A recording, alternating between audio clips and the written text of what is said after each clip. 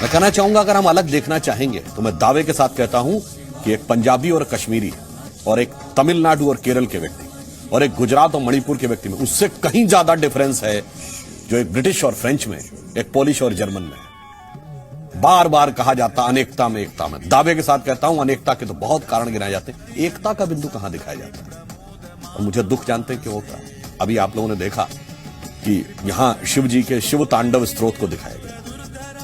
शायद आप लोगों को पता होगा शिव तांडव स्तोत्र भगवान शंकर की सर्वश्रेष्ठ स्तुति मानी जाती है, परंतु इसका रचयिता कौन है? रावण, जिसे हमारी संस्कृति में शैतान माना गया।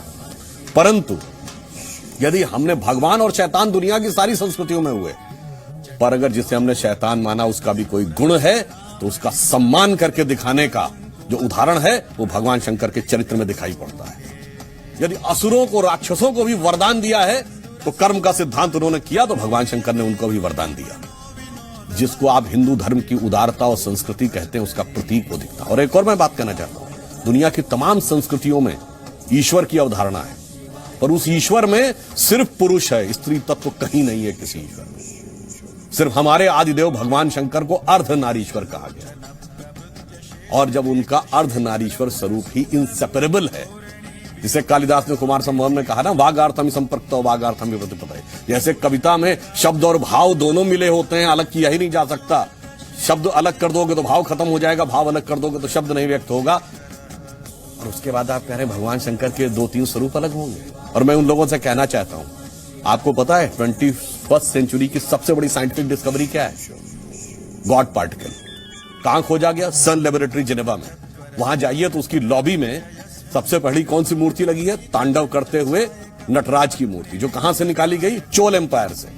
तो इनके लिए वो नटराज की मूर्ति जिसपे की पूरी दुनिया मान रही है, और कार्ल सैगन जैसे साइंटिस्ट कहते हैं कि सिर्फ वो हिंदू धर्म की अवधारणा जो कहती थी ब्रह्मांड का विध्वंस और सृजन लगातार होता, it's like the cosmic dance of Shiva, वो अलग है और ये अलग है। बहुत अच्छा आपने उत्तर दिया है, ये करने का प्रयास किया है।